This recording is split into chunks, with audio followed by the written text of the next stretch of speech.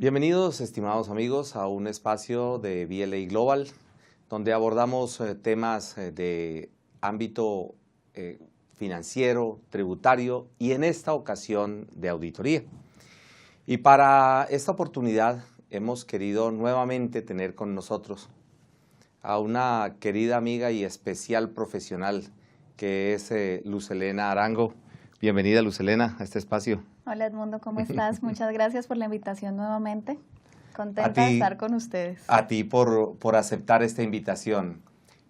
Para nosotros es muy importante que como profesionales todos tengamos claro, bien claro, conceptos que ya están inmersos en nuestra legislación y que de pronto podemos estar asumiendo que entendemos, pero en aras de tener todos un mismo conocimiento, hemos querido abordar el tema de la planeación de auditoría. Lucelena, ¿por qué es importante realizar la planeación de auditoría? Edmundo, es un poco difícil de responderte la pregunta. Sintetizarlo brevemente. Sí, porque habrían muchos motivos por los cuales es importante, pero yo pienso que el fundamental es que la planeación de auditoría, si la baso en esas guías que me exige o me dicta la norma internacional de aseguramiento, pues básicamente lo que me va a permitir es asegurarme que el trabajo de auditoría está direccionado a cubrir o a atacar o a asegurarme de que en donde hay riesgos más altos, pues yo estoy haciendo un trabajo que me asegure que el riesgo o lo mitigo, o lo elimino, o lo comparto, pero no estoy dejando que los riesgos más significativos de la empresa fluyan y puedan llegar a materializarse sin que el auditor y en ocasiones la misma gerencia lo conozcan. De una u otra manera, la planeación también genera ventajas administrativas, porque al hacer el análisis y al presentar precisamente este tipo digamos, de enfoques que se le da profesional desde el ámbito de la auditoría, pues le ayuda también a la gerencia a decir, vaya, esto es lo que está detectando mi auditor, mi revisor fiscal, que me está diciendo que este es el punto, llamémoslo de alguna manera al punto débil, para no llamarlo riesgo, que es el que utilice el estándar, que es el punto débil donde la empresa tiene que estar más pendiente de esto y donde el profesional pues desarrolla sus habilidades. ¿Cómo es ese contacto con los gerentes cuando se le presenta planeación de auditoría, al contrario de otras personas que en el pasado no le han presentado esa planeación? Mira, básicamente yo considero que hacer el trabajo de planeación te da una ventaja comparativa y competitiva, si uno quisiera llamarlo así. ¿Por qué? Pues si bien las grandes compañías están acostumbradas a que las gerencias conocen cuáles son sus riesgos, hacen una valoración de los mismos, en la pequeña y mediana empresa ese tipo, digamos, de análisis no son llevados a cabo por la gerencia. Las compañías o quienes están liderando a la compañía, el hecho de que la misma tenga un buen comportamiento financiero hace suponer que no hay riesgos. Entonces, el ir a sentarte con él y decirle, mire, yo me tomé la tarea de conocerlo a usted, de analizar el entorno en el cual usted se mueve, de documentar algunos procesos y no todos porque usted no los tiene documentados, de entenderlo.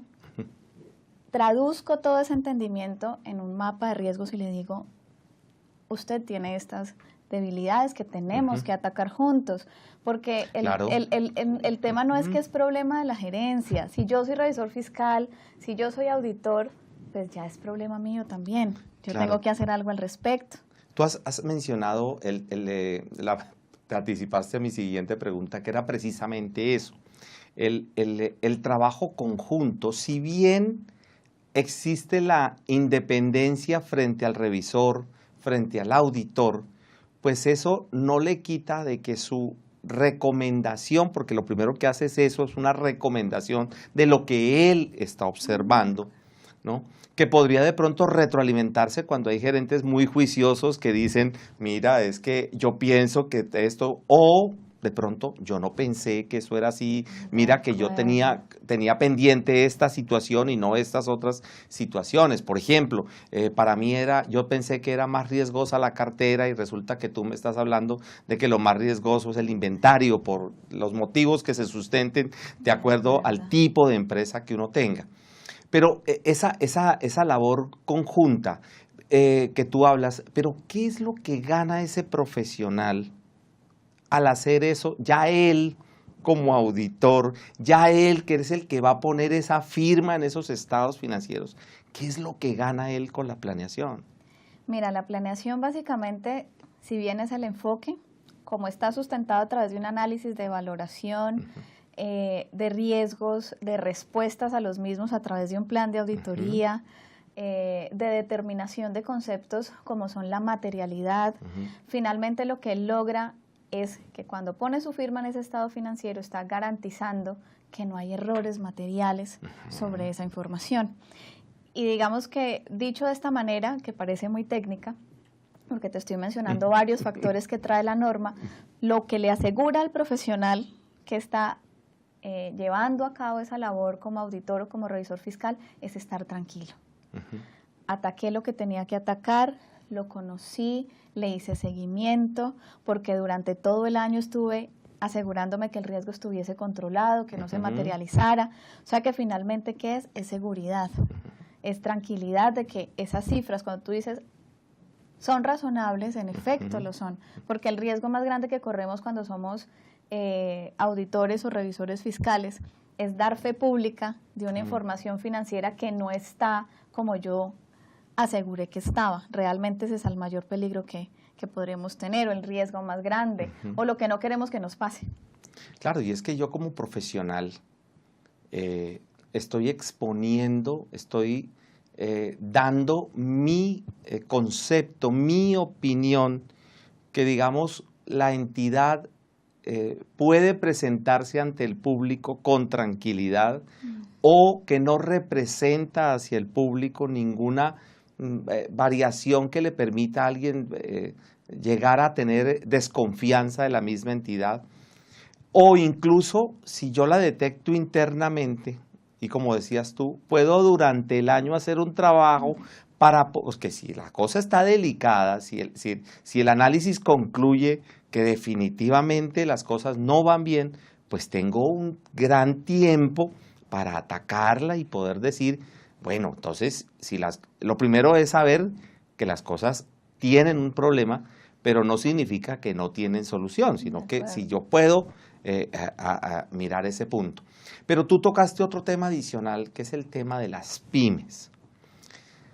Lamentablemente en nuestra legislación se generó una división, llamémoslo por ser un poco diplomáticos, en metodologías que si bien uno puede decir que son perfectamente válidas, pero que cuando uno analiza cuál es la que más a mí como profesional me puede llegar a generar más beneficios y más tranquilidad, pues uno denota que esa voluntariedad que le dejó la ley, ¿no? Pues termina diciendo no solamente es voluntariedad, es conveniencia para mi beneficio. Tú en un video pasado nos comentabas por qué era conveniente aplicar los estándares.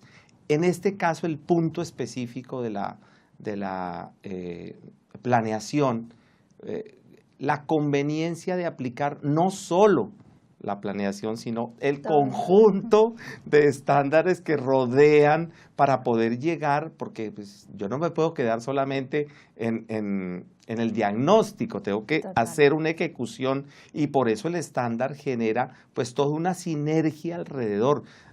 La calidad, lo que tú decías, la materialidad, la documentación, bueno, en fin, todo lo que el estándar trae como herramientas de trabajo y metodologías de trabajo que le permiten al auditor.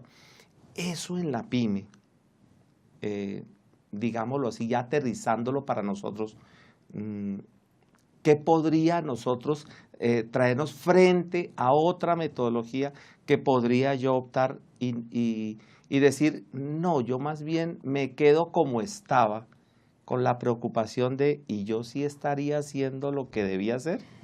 Realmente ese es el quid del asunto. Si siempre y cuando yo pudiese decir que yo conozco la compañía que estoy auditando, porque mira que las normas internacionales de auditoría no es que te traigan una metodología difícil, compleja, o que uno pueda decir traída de los cabellos por lo difícil que pueda llegar a ser aplicada. Ella realmente te está diciendo con un criterio lógico, usted no puede opinar lo que no conoce. Entonces, si yo soy un auditor, un revisor fiscal, y yo me puedo sentir seguro de que en efecto conocía la compañía, yo te diría muy seguramente de una manera empírica, él administró el riesgo que podría tener su cliente, porque lo conoce. Pero en las capacitaciones que he estado dando, en las PIP, para revisores fiscales de la pequeña y mediana empresa, lo que he identificado es que realmente no conocían a sus clientes. Nunca se sentaron a preguntarse si además de ir a ver todos los comprobantes de egreso, todas las facturas físicas, ellos debían haber conocido todos los procesos. Cuando te digo todos, son todos. Claro.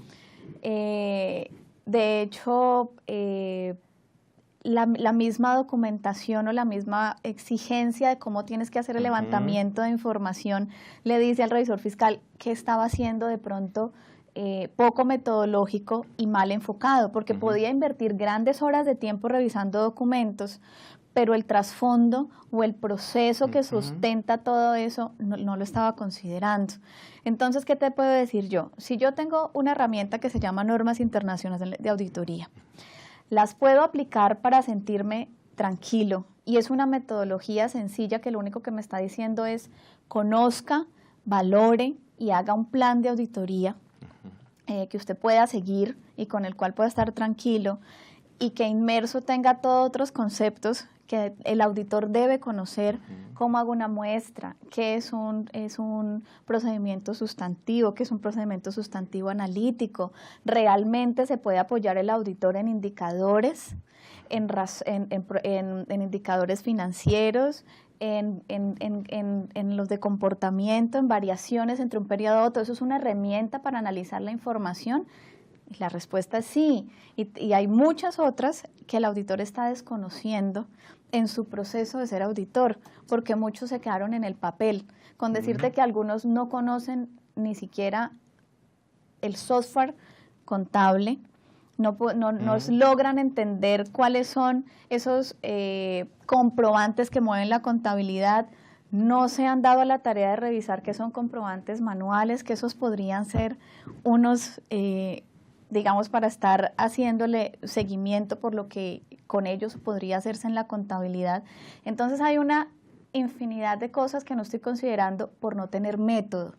Entonces lo que yo diría es aplicar las normas internacionales de auditoría es que te apropies de un método para hacer la auditoría financiera, de tal forma que tú estés tranquilo como auditor y le puedas dar tranquilidad a tu cliente, de que estás considerando todo lo que tenías que considerar. Además, una metodología validada durante muchos años, porque yo siempre trato de definir los estándares como las mejores prácticas, pero a veces se nos vuelven frases de cajón que lamentablemente caemos, que decimos, sí, las mejores prácticas, dice uno, pero nos hemos tomado el tiempo de decir qué es lo que yo logro a través, y tú lo sintetizas muy bien al decir, mire, pero es que no es solamente quedarse en el primer punto, en la planeación. Primero, la metodología para poder planear, qué cosas debo tener en cuenta, y segundo, bueno, ¿cómo llevo a la ejecución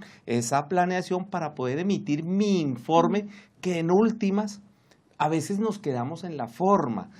Yo a veces me preocupo mucho cuando las personas me dicen, Edmundo, usted no tiene una plantillita de reporte de dictamen de revisor fiscal, y yo le digo, pero es que si quiere la plantilla, la super la tiene, pero es que el problema no es la plantilla, no es lo que estás colocando, sino el resultado de tu trabajo. Tú puedes decir que las cosas están bien, que no hay salvedades, o lo que quieras decir en ese informe. Lo importante es, y tú tienes información para documentar eso, y tú pudiste decir, mire, es que cuando yo abordé el cliente tuve en cuenta estos aspectos, y si te llaman a rendir cuentas, tú puedas decir todo eso, porque pensaría porque en esto sí me tengo que acoger a tu experiencia, no solamente dentro de tu firma, sino de toda tu trayectoria profesional, donde tú, como auditora de que tu vida ha transcurrido dentro de la auditoría, pues has visto lo que genera el crear un hábito para el planear, hábito para poder ejecutar, hábito para poder tener el feeling de decir, esto me va por aquí, esto es lo que yo quiero, porque en últimas el juicio profesional también depende de ese buen ojo que tenga la persona, que se fundamente en unos datos, no es simplemente corazonadas, porque uno no puede vivir de ese tipo de cosas. Pero entonces, Luz Helena, cuando como profesionales nos volvemos apáticos a esto, entonces ahora centremos ¿qué es el riesgo que estoy corriendo? O sea, ¿en qué es que estoy depositando mi tarjeta profesional y todo mi prestigio como profesional por, digámoslo, evitar o dejar a un lado esas metodologías que son esas buenas prácticas? ¿Qué es lo que yo pierdo? ¿Qué es lo que dejo de ganar? Esa es mejor. Yo creo que lo que estás perdiendo es realmente estar tranquilo. Lo que pierdes es no estar seguro de esa información sobre la cual estás diciendo o estás dando una opinión. Creo que además de todo dejas de ganar una visión importante de cada uno de tus clientes, empezando porque tú dijiste algo muy, muy importante, y las normas internacionales, como lo hacen tanto las de información financiera como las de auditoría, hablan mucho del juicio profesional, hablan mucho del escepticismo profesional, y eso no se desarrolla sino a través de la experiencia. Claro. Entonces, lo que estás dejando de ganar a través de la aplicación de una buena metodología incluso es experiencia, porque ¿qué sacas o qué ganas después de adoptar este tipo de metodologías?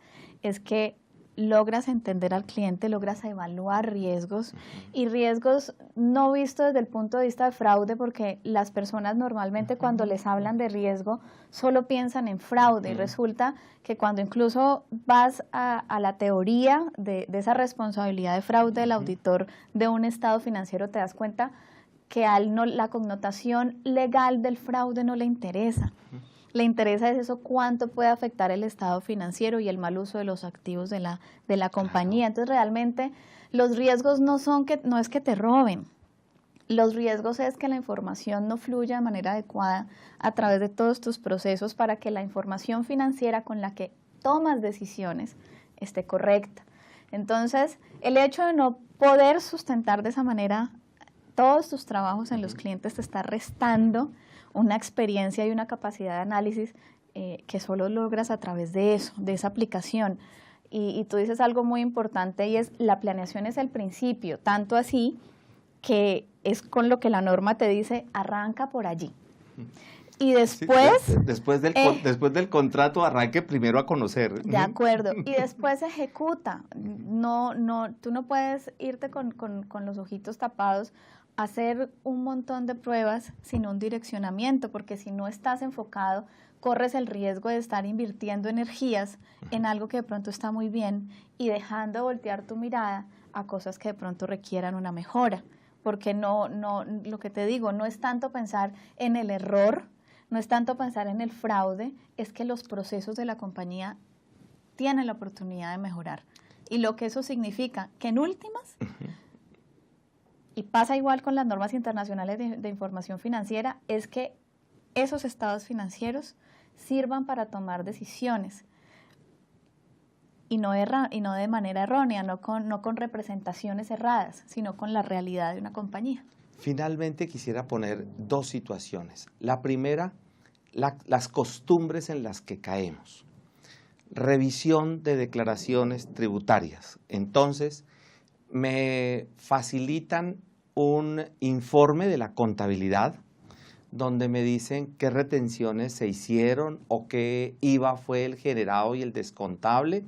Y yo tengo un formulario llamado declaración de retención de IVA o de renta, si es del caso, y yo empiezo a cotejar. Esto que está aquí, igualito está acá. Esto que está aquí, está acá. Y descuidé, ¿y si está todo? Primera pregunta que uno tiene que hacer, si está todo, ¿y no será que de pronto algo quedó mal elaborado? Por ejemplo, un tercero que era declarante y yo lo tomé como no declarante, o viceversa. De pronto ese no es tan grave porque el porcentaje pues es mayor, pero al ser diferente, menor, empiezo y voy empezando a dejar los riesgos. Esa es la primera. Con relación a esa misma, el tema del control interno, que caemos nuevamente en el tema de pymes, que no tenemos la cultura de tener un manual de control interno. Entonces, es un segundo que quería, cuando decías indicadores, el tema de, por ejemplo, no se estimaron provisiones, que lógicamente me reducen la rentabilidad, que lógicamente voy a tener problemas de otro tipo de indicadores de rentabilidad. Dineros que se llevó el socio sin tener en cuenta que todavía no ha generado rentabilidad. Y toda esa serie de situaciones ya de carácter financiero que empiezan a tener una incidencia de otro tipo, ¿no? Porque claro, también estoy la estabilidad económica futura de la entidad. Pero entonces, como te decía, coloquemos esas dos cosas. La primera, la costumbre en la que caemos de estar simplemente chequeando lo que hay. Y la segunda, de que omitimos, para utilizar la palabra digamos, más diplomática, omitimos analizar efectos de lo que está la empresa allí y que estamos reportándolo como uno. Eso frente a la responsabilidad del auditor, primero por no planearlo, segundo porque en su ejecución él simplemente cumplió con una obligación legal, o sea, al ítem o a la pregunta, cumplió con obligaciones legales, pues tenemos que darle el visto bueno, sí, ¿cierto? Pero se revisó realmente ese cumplimiento, no tanto por presentó la declaración, sino hasta antes, para poder llegar a la declaración, se cumplieron todos los pasos con ese control interno. Mira, Edmundo, si yo pudiera resumir lo que tú me estás diciendo, yo te diría, y eso parece que no lo conoce casi ningún auditor que no haya sido formado como auditor normalmente en firmas que venían con esta metodología de norma internacional. Eso no pasaría si conociéramos las afirmaciones o aseveraciones de los estados financieros. ¿Por qué te lo digo? Cuando yo pongo esa firma, yo estoy diciendo cosas que son las afirmaciones o aseveraciones. Yo digo, mire, está íntegro, allí están todos los derechos y obligaciones, está a un corte, existen,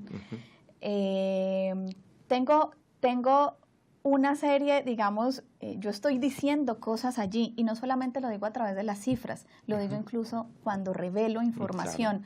Claro. ¿Qué te quiero decir? Que incluso cuando una partida que debiera ser mostrada corriente o no corriente o patrimonial en lugar de en el pasivo o viceversa, yo dejé de considerar las afirmaciones de los estados financieros.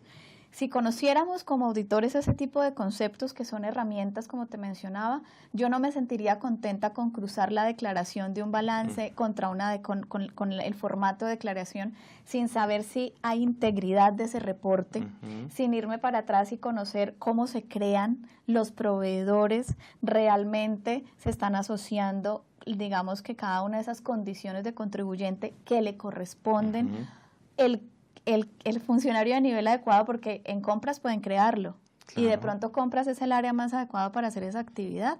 Está pasando por el especialista contable que sabe que en efecto ese contribuyente debería tener asociadas esas condiciones tributarias. Entonces, si fuésemos responsables y conociéramos qué es lo que afirmamos con nuestra firma, pues eso no pasaría, porque yo tendría realmente que irme hacia atrás y estar segura del proceso. Nos quedamos en la forma. Nos quedamos totalmente en la forma, el fondo no lo conocemos. Firmé la declaración, que es lo que me pedía a mí la administración tributaria. Usted es el revisor fiscal, entonces firme la declaración porque le corresponde. Y no hice todo el trabajo anterior, que es, volvemos a tu frase anterior, la tranquilidad, porque es que por cada declaración voy abriendo preocupaciones. Cada declaración es una nueva preocupación por aquello pues de la firmeza de las declaraciones tributarias. Luz Helena, y de la parte financiera, finalmente, que cuando omito información, por ejemplo, tan delicada como provisiones o como dineros que lamentablemente ocurren mucho en las pymes, que se adelantan, pongámosle en comillas, los dividendos y todo lo demás, que a pesar de que uno menciona que eso no cumple la definición de activo, pero ha podido más la costumbre que otra cosa. Sí. Con relación a eso, entonces, ¿qué se ve ya afectado? Porque ya entró en, ¿cómo podríamos llamar para no utilizar un término legal? Asumió las mismas responsabilidades del representante legal, porque el representante legal dice, es que yo soy el dueño, yo actúo así, pero en ese momento al yo respaldar esa decisión que hizo, entonces asumí las mismas responsabilidades porque no podía tener. Entonces, el contra es, o sea, ¿cómo podemos atacar eso para poder evitar que eso pudiera ser manejar, además de la aplicación del código de ética y todo, que a veces suena como letra muy vacía? Edmundo, es difícil.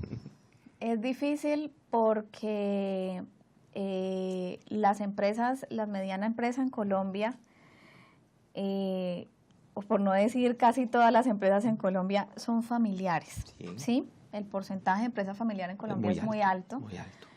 Y normalmente es administrado por el dueño, bueno, salvo las grandes compañías pues que ya tienen un tema de una junta directiva y tratan de con esos modelos evitar ese tipo de situaciones, pero yo te puedo decir que es difícil y es un proceso de cultura. Hay que culturizar al cliente, pero no logras culturizar al cliente si no lo has hecho tú primero, ¿sí? Si no logras convencer y venderle a tu cliente. Con argumentos. Con argumentos de por qué hay una necesidad de por qué no podemos hacerlo así, de que no se trata de sacar un estado financiero porque se vea bonito o por cumplirle a una entidad financiera, si de pronto a la hora del té yo no voy a poder soportar las obligaciones, digamos, que adquiero, pensando en el cliente, pues realmente él se hace daño. No solamente me puedo hacer daño yo en algún momento pues por estar de acuerdo con esas representaciones que mencionas. Entonces, lo único que le queda a uno a través de este trabajo también es educar al cliente, al gerente propietario y realmente esto se nos va volviendo, es una práctica. Pero la única forma en que yo lo puedo lograr es teniendo herramientas y esa herramienta no la da este tipo de normatividades. Y pienso que eso genera mayor afianzamiento entre auditor y cliente, porque yo siempre digo cuando tengo la oportunidad de compartir con nuestros colegas, es que nuestros clientes, uno cree que es decirle sí al cliente para todo es lo correcto, y pienso que cuando uno tiene argumentos, termina la persona diciendo, esta es la persona que yo necesito. Realmente, el cliente que es juicioso y logra entenderlo de esa manera, pues logrará ser tu aliado. El cliente que no, no sé si te convenga seguirlo teniendo como cliente. Esa es la otra. Perfecto. Yo lo digo, pues digamos que no, sin el ánimo de sonar brusca, pero realmente si el cliente no logra entenderme que es por su bien, que yo estoy para ayudarlo, no para volverme un estorbo o un tropiezo, pues de pronto no sea lo que yo necesito como cliente. Y de hecho, cuando nada más pensando en la norma internacional de auditoría, en muchas de ellas, en muchas de esas NIAs, dice claramente, desista de la asignación. Cuando no puedes revisar la información completamente, cuando tus recomendaciones no son aceptadas, cuando pides cambiar un informe de pronto por un hecho ocurrido posterior a la fecha del estado financiero y de pronto la administración no quiere moverlo. O cuando hay coerción. De acuerdo, sí, porque tú no puedes entrar a un cliente cuando él desde el principio te está diciendo en tal parte no te puedo dejar revisar, por ejemplo. Sí, claro. Entonces hay tanta claridad de que no solamente se trata de que el cliente esté contento conmigo, sino que tiene que ser un tema recíproco. Yo también tengo que estar contento con el cliente y eso hace parte de la ética del profesional, en mi opinión. Y de saber qué le conviene como profesional si quiere poder seguir teniendo su carrera tranquilo. Mira, lamentablemente hay muchos escándalos hoy en día precisamente envolviendo a los revisores fiscales de empresas pues muy reconocidas. Y yo diría, eso fundamenta todo lo que estamos tratando de mover hoy en día. Es la evidencia, es que siempre que hay una evidencia, hay un trabajo diligente, pues tendrás herramientas para decir, mire, yo sé que uno de los objetivos es ayudarle a identificar fraude, pero le muestro el trabajo que hice. Yo hice todo lo que tenía que haber hecho, pero si yo no puedo mostrar qué fue lo que hice, estoy perdiendo mi principal arma en algún momento en que tenga que rendir cuentas. De hecho, es la única evidencia que tenemos como auditor, los papeles de trabajo. Entonces, pues realmente la norma lo que nos está dando es herramientas, herramientas para que hagamos mejor nuestro trabajo, para que el cliente pueda valorar mejor ese trabajo y para que los dos estemos tranquilos en esta relación que tenemos de cliente-revisor fiscal. Y yo sí pienso que esa última parte que me parece que es lo que concluye esto, es que esta es una relación de doble vía y al ser una relación de doble vía, pues yo también como profesional tengo que sentirme cómodo porque si no se me vuelve el trabajo a mí una tortura, porque yo no puedo tener suficiente estrés, demanda, las actividades normales y habituales como para quedarse uno con un problema adicional donde eso se tiene. Y donde creo que el cliente que no acepta, como dices tú, pues yo también tengo que entrar a evaluar que posiblemente ese no sea el cliente que debo yo tener también por mi tranquilidad profesional. Luz Helena, siempre con hablar contigo, el problema mío es que me empiezo como a emocionar cuando tú empiezas a decir cosas. Entonces, yo considero como pertinente, al menos por ahora, dejar latente en el público que este sistema, estas herramientas, estas metodologías, lo que son creadas es para beneficio de los profesionales. Están validadas, han sido concertadas, retroalimentadas, corregidas, validadas, todo lo que queramos decir durante años, y se siguen corrigiendo y se siguen validando, se siguen actualizando. Es siempre buscando una profesión que creo que es lo que le conviene en últimas. Yo conozco personas que ya con tanta situación y cuando se dan cuenta de esto dicen, uy, yo estoy en un peligro enorme y terminan diciendo, no, yo como que más bien empiezo como a mirar cuál va a ser mi nuevo foco de negocio porque al menos este tipo de cliente no me conviene.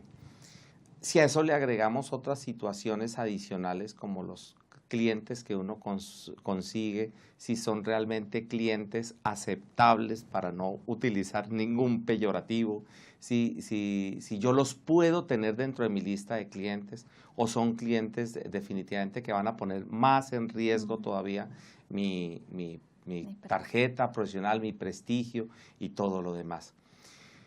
Luz Helena, nuevamente, muchas gracias por compartir con nosotros estas experiencias tuyas. Cuando me decías lo de la validación que has hecho con otros colegas, es la percepción que tenemos nosotros, que a veces creemos que estamos haciendo las cosas bien. Yo presumo de buena fe, siempre lo he presumido. Posiblemente creemos que estamos haciendo las cosas bien, pero hay veces que hay que tomarse unos espacios para al menos repensar y volver a evaluar si es verdad y corregir cuanto antes estas actuaciones. De ti siempre estaremos agradecidos por tu experiencia y que esperamos siempre poder seguir contando con ella. Será.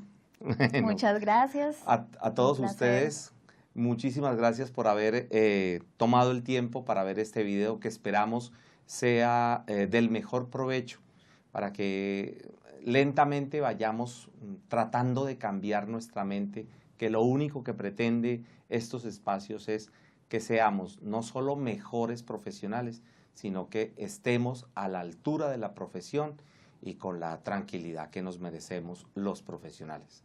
A todos ustedes muchas gracias y hasta una próxima ocasión.